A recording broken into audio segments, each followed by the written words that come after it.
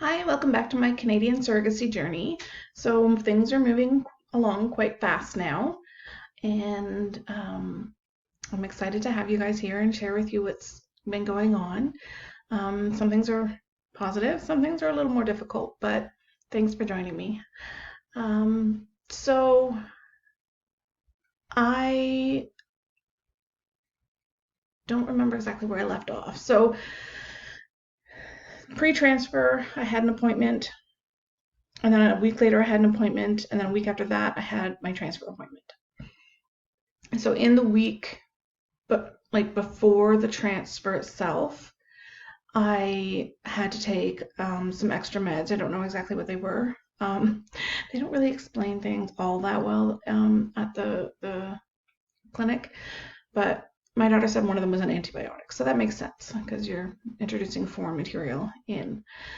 So on the day before transfer, we learned there's going to be a big storm in Toronto. So I decided to go up early since my appointment was for a 10 a.m. transfer. I'm pretty sure it was 10 a.m. transfer. I had to be there at 1:45. So they're going to ask you to be there about 15 minutes early. So it was really nice. I've never really stayed in a fancy Toronto hotel before, so and especially one I didn't have to pay for, but I've never been in one. Been to Niagara Falls once or twice, but that's it.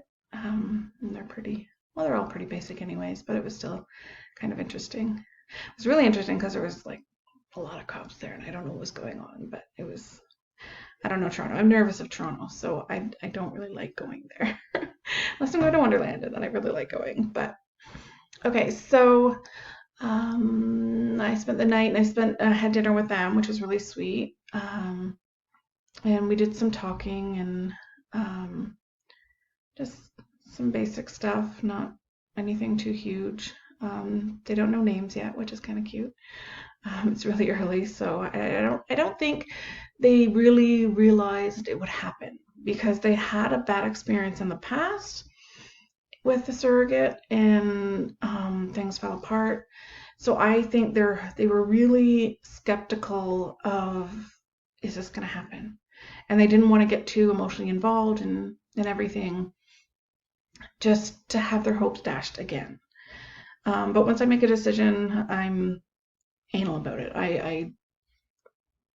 If I can, unless there's like some really strange something going on, I've made my decision, so let's go. So we talked about some of the options that the clinic had called them to go over, and I guess there's hormones or no, or omegas, maybe it was. I don't know, but there's some options that they get to choose. Interesting, my body, not my choice, but that's okay. I'd rather it work out for them than fail because I'm not doing this again. I thought I might, but this has been a little more challenging than I thought, which is why it's been a little bit of time between the videos. Because I don't want to dampen anybody's spirits and I want to be in a good mood and feeling good when I do the videos. So it's not that I've been like sick or unwell or any of that, but I'll get into that in a minute and why it's been a little more challenging just at this part of the game. So they decided to use an embryo glue. So that's fine. That actually kind of made me happy to know that they were willing and wanting to do that because then it's more likely to work. And with my age being 44, I'm a little nervous things aren't going to work. So it's been 14 years since I've had a baby. So I just want to make sure that everything's going to go as best as it can. I'd feel really, really, really guilty if things didn't go well and something happened to this little peanut. So yeah.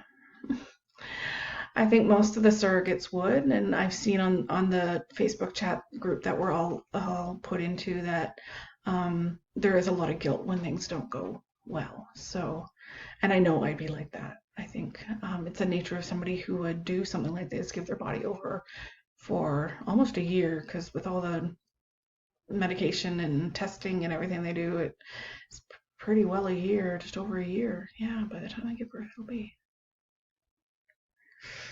14 months. So that's it's okay. So yeah, so the next day I went, and you don't go to your usual spot in this particular clinic. You go into a different little clinic room where there's a bunch of little cubby holes. It's kind of weird with curtains over them, and you can hear kind of what's going on. I was a little nervous at first. I'm like, oh my gosh, are they going to put me out? Because I kept hearing about, there was IV pole in the room, and there's just a lot of talk. And I'm like, oh my gosh, are they going to put me out? Because it's not what I want. But then I was reassured that no, that was for egg transfer, or harvesting an egg, or harvesting an egg. That would be it, because I'm going for transfer.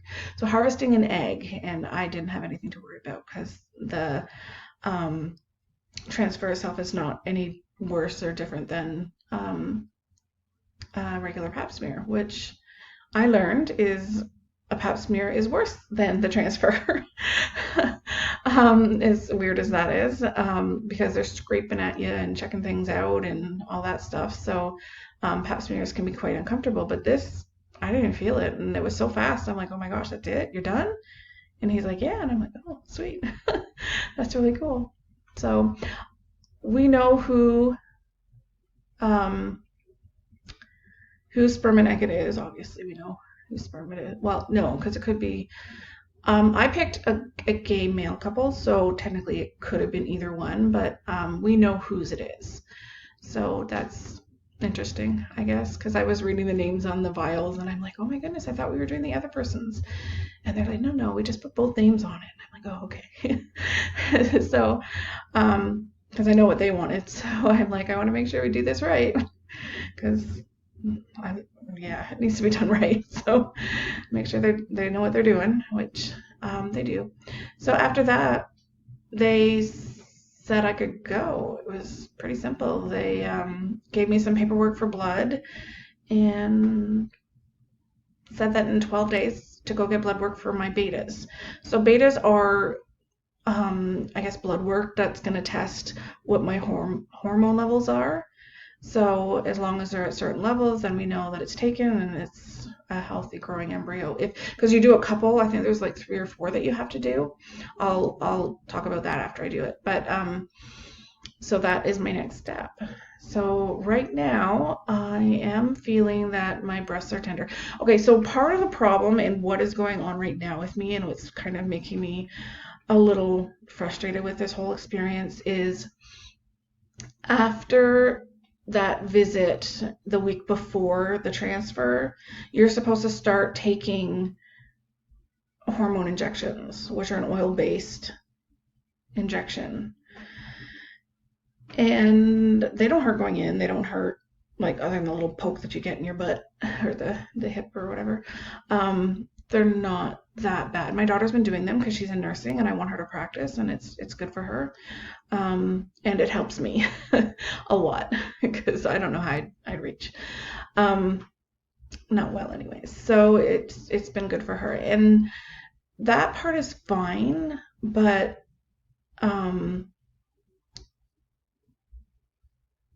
I've got lumps that are really big and really hard. I'm not going to show you, but they're really big and really hard. So that oil just doesn't want to absorb. It's like oil and water. They don't mix. So my blood and this oil they don't want to mix.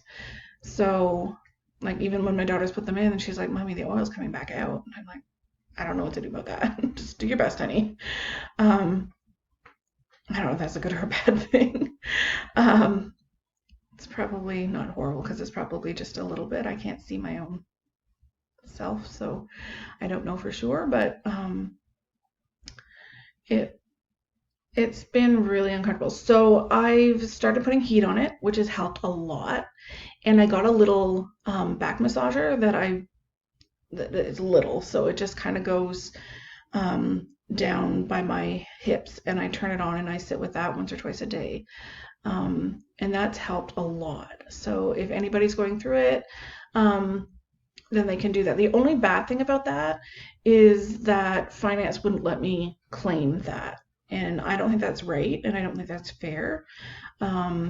but in the same sense of me not being a penny pincher about this, I'm not going to freak out about it. If it happens, it happens. If it doesn't, it doesn't. Just kind of frustrating because it's an expense that I wouldn't have had, and because I wouldn't buy that normally and I wouldn't need it normally if I didn't have it. But even though I'm using it for the injections and the injection site and for my kind of lower back, upper bum area to work in this stuff to make the pain go away, the finance won't put it through until I'm actually pregnant. So it'll be next week at this point. But I don't think that's right. But, that's just me. But I'm not going to fret about it. It wasn't expensive. So I got it on Amazon because the one at Walmart was $100 and this one was $60. So that was a good savings. And it's pretty much the same thing. So that's weird that they can do that, but whatever.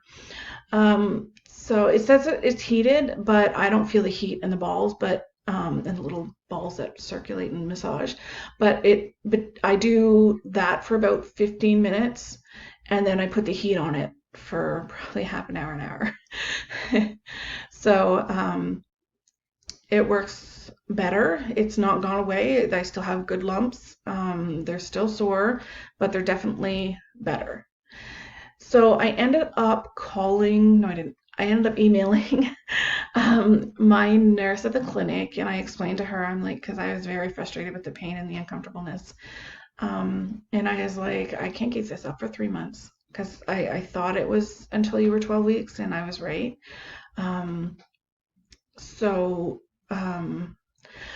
I was like, I can't do this. This is just too much, too painful. I can't do it. So there are other options, or at least one other option, and that's suppositories and pills 7 times a day. If you're not taking the pill, you're taking the suppository. So I averaged it out to about something every 2 hours, only because I'm sleeping. I'm not getting up in the middle of the night to do this. I'm assuming they don't want me to, but that is another option. Now, strangely, because of the massage and the heat that I started just a day or so before I called the nurse or emailed the nurse, and it started working, I'm trying to push through with the needles because that's just easier with my lifestyle. I'm busy. You never know where I'm going to be. So, and I'm looking for an actual job because we moved to London. So, just for sanity's sake, I've tried to stick with the needles as long as I can, but it's good to know that and I think it's helped my stress level to know that there's another option. And so I'm a lot more relaxed now, and I think that's helping as well. But I have them here and they're ready to go if I choose to wake up one morning and say, I can't deal with the pain anymore. And everybody's pain level is different. So just because I'm having a lot of pain does not mean you're going to have a lot of pain. But I do hear it a lot, how the bumps and the pain are brutal on the site. So on the Facebook site that I'm in with other circuits. So that seems to be pretty common, unfortunately. So it's kind of made me a little almost depressed about the whole situation. But I feel more optimistic now. Things are falling into place, and just knowing I have that other option is a lot more easy on my stress. So I will try to make a video after the betas to let you know how they go, though I'm pretty confident they're going to go fine. I take into pregnancy pretty well. It took me 1 month to get pregnant with both of my children, so I think we're good. But in all fairness, I am 44 now, and I don't know what's going to happen for sure. But I'm optimistic, and that's the best way to be. So for anybody who wants to continue following along, sorry, I think I'm just getting thirsty. For anybody who's wanting to follow along, hit subscribe and ring the bell so that when I upload something new, they will notify you. And until next time, I will see you later. God bless.